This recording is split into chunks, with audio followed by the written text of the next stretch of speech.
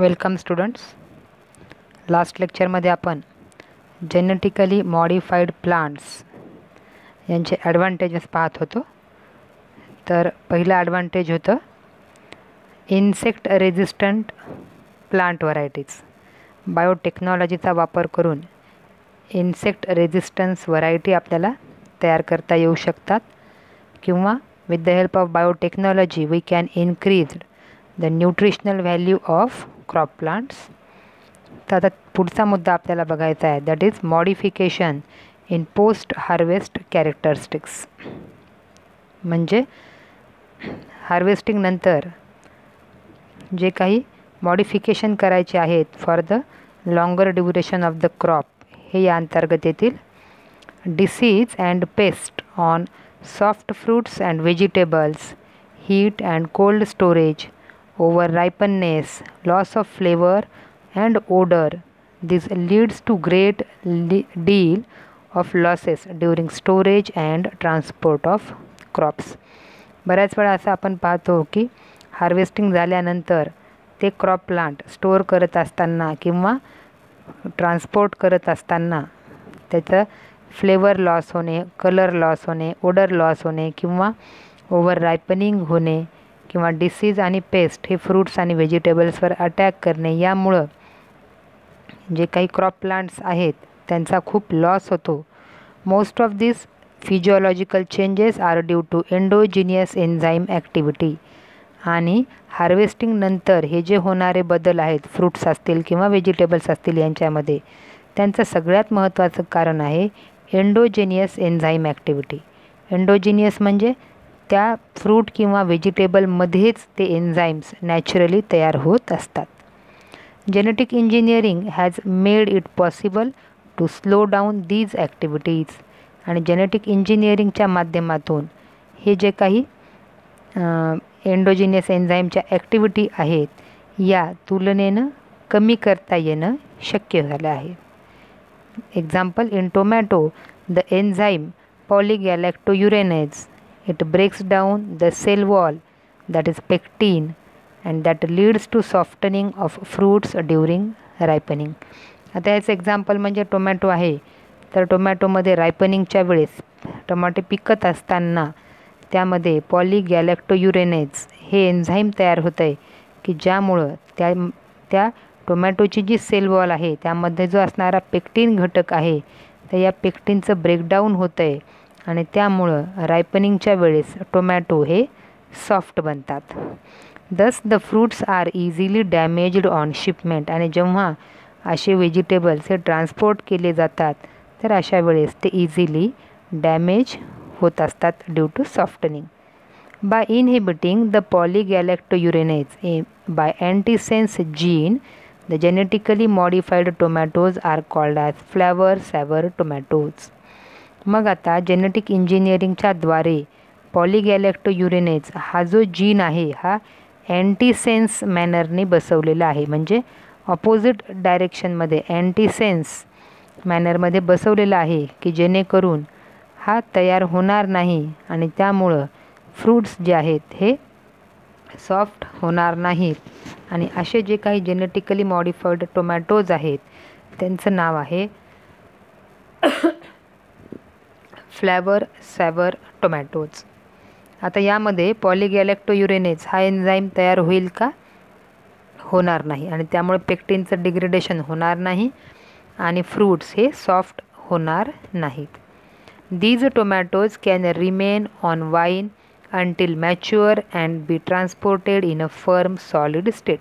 आणि त्याच्यामुळं हे जे टोमॅटो आहेत हे लॉंगर ड्युरेशनसाठी टिकणारे आहेत आणि ट्रान्सपोर्ट च्या प्रोसिजरमध्ये ते फर्म सॉलिड स्टेटमध्ये तशाला तसे राहतात विदाऊट बिकमिंग सॉफ्टनिंग. आणि हे आपल्याला जेनेटिक इंजिनिअरिंगच्या माध्यमातून शक्य आहे. त्यानंतर plants as factories to produce novel biochemicals and vaccines. Plants are potential factories or bioreactors for high value biochemicals like starch, sugar, lipid, proteins, and products like fine chemicals, perfumes, adhesive compounds, as well as industrial lubricants, biodegradable plastic, and even renewable energy crops to replace the fossil fuels. आता वेगवेगळे biochemicals आणि vaccines हे प्लांट्सद्वारे तयार केले जात आहेत किंवा वेगवेगळे बायोरिॲक्टर्स जसं शुगर, लिपिड, प्रोटीन्स किंवा इतर plant product like chemicals, perfumes किंवा इंडस्ट्रियल लुब्रिकंट्स, याशिवाय renewable energy crop to replace fossil फ्युएल्सचा वापराऐवजी रिन्युएबल क्रॉप एनर्जी ही आपल्याला प्लांट फॅक्टरीकडनं मिळत असते. Biopharmaceuticals are proteins, hormones, antibodies, vaccines or the enzymes which are isolated from transgenic plants. या ट्रान्सजेनिक प्लांटच्या माध्यमातून तयार केलेले प्रोटीन, हॉर्मोन्स, वॅक्सिन्स हे सेपरेट केले जात असतात. Some of these proteins that are being produced by transgenic crop plants are, बरेचसे वेगवेगळे प्रोटीन्स हे ट्रान्सजेनिक प्लांटद्वारे तयार केलेले आहेत. जसं number 1 human growth hormone with the gene inserted into chloroplast DNA of tobacco plant.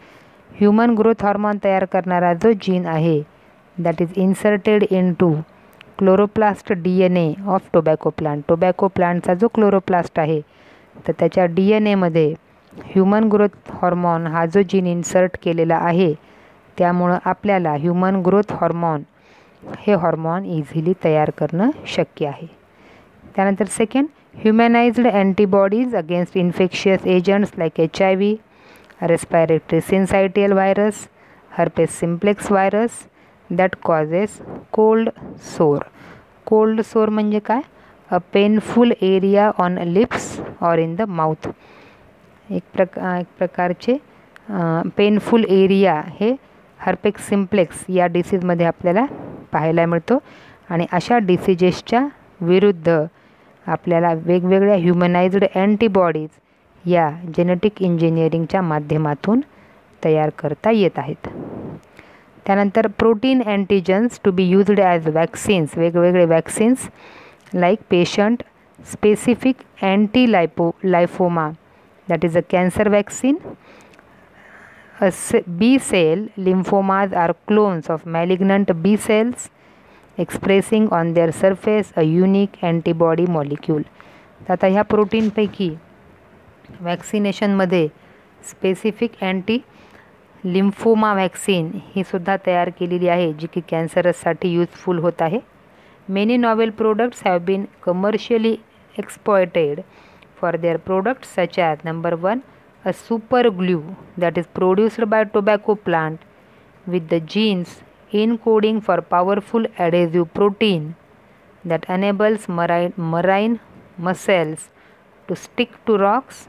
It will be specially valuable as a biochemical glue for body repair during surgery. आता एक super glue हा तयार केलेला आहे टोबॅको प्लांटच्या द्वारे ज्यामध्ये marine muscles हे जे स्मॉल क्रिएचर्स आहेत यांच्या शरीरामध्ये जो पॉवरफुल ॲडेझिव्ह चिकटणारा असा प्रोटीन हा तयार केला जात असतो आणि हा जीन घेऊन टोबॅको प्लांटमध्ये हे सुपर ग्लू तयार केले जात आहेत की ज्यांचा उपयोग आता ग्लू आहेत हे चिटकवण्यासाठी म्हणजेच आफ्टर सर्जरी बॉडी पार्ट्स हे एकमेकांना अटॅच राहावेत यासाठी या ग्लूचा उपयोग केला जात आहे. Second, transgenic plants containing oil encoding gene from marine algae that produces oil that has nutritional value similar to cod liver oil. आता आणखी एक्झाम्पल आहे एक ज्यामध्ये ऑइल तयार करणारा जो काही जीन आहे तो मराईन अल्गीपासून आयसोलेट केला जातो, तो प्लांटमध्ये इन्सर्ट केला जातो ज्याच्याद्वारे त्या प्लांटमध्ये सुद्धा ऑइल तयार केलं जातं आहे ज्याची न्यूट्रिशनल व्हॅल्यू ही कॉड लिव्हर ऑइल, व्हिटॅमिन एचा जो सोर्स आहे कॉड लिव्हर ऑइल त्या पद्धतीने हे ऑइल काम करत असतात. Plant that will produce and anti malarial drug that is artemisinin. या प्लांटच्या वेगवेगळ्या उपयोगांमध्ये त्यापासून एक अँटी मलेरियल ड्रगसुद्धा तयार केलं जाऊ शकत आहे आणि ते म्हणजे अर्टेमिसिनाइन. genetically engineered opium poppy to produce more powerful painkiller. Poppy जे प्लांट आहे पॅपॅवर सोमनिफेरम, तर याच्यापासून एक मोर पॉवरफुल किंवा जे ओपॉइड्स आहेत त्यांच्यापासून मोर पॉवरफुल पेन किलर्स हे तयार केले जातात, जे आफ्टर सर्जरी वापरण्यात येत असतात. And last one is the transgenic plants producing edible vaccines. Genetically altered plant can provide protection to infectious diseases.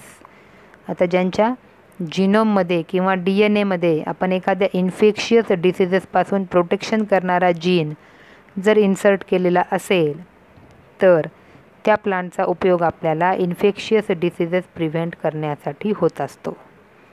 Plant products acting as vaccines they would be inexpensive to produce and thus they can easily be made available in developing countries. मग प्लांटपासून किंवा plant products जे की vaccine म्हणून उपयोगात येणारे आहेत, यांचं प्रोडक्शन हे इनएक्सपेन्सिव्ह असावं, कमी खर्चाचं असावं आणि त्यामुळं डेव्हलपिंग कंट्रीची जी पॉप्युलेशन आहे त्यांना ते इझिली अवेलेबल असावं. आणि या वॅक्सिनचा उपयोग मग वेगवेगळे डिसीजेस क्युअर करण्यासाठी केला जातो. Like potatoes, tomatoes, banana, soybean, alfalfa grass, cereals, these are most common foods which are proposed for edible vaccine delivery. edible vaccine बनवण्यासाठी या वेगवेगळ्या व्हेजिटेबल्सचा उपयोग हा केला जातो. edible vaccine by using transgenic plant. म्हणजे टोटल 5 आपण ॲडव्हान्टेजेस पाहिले जेनेटिकली मॉडिफाईड प्लांटचे. पहिलं, इन्सेक्ट रेजिस्टंट व्हरायटी तयार करणे. नंबर 2, बायोफोर्टिफिकेशन करणे. नंबर 3, पोस्ट हार्वेस्ट कॅरेक्टर्समध्ये मॉडिफिकेशन करणे. Number 4, that is plants are used as factories. And last one, these plants are useful to produce edible vaccines. These are various uses of genetically modified plants. So here some questions are there. Solve them and thank you.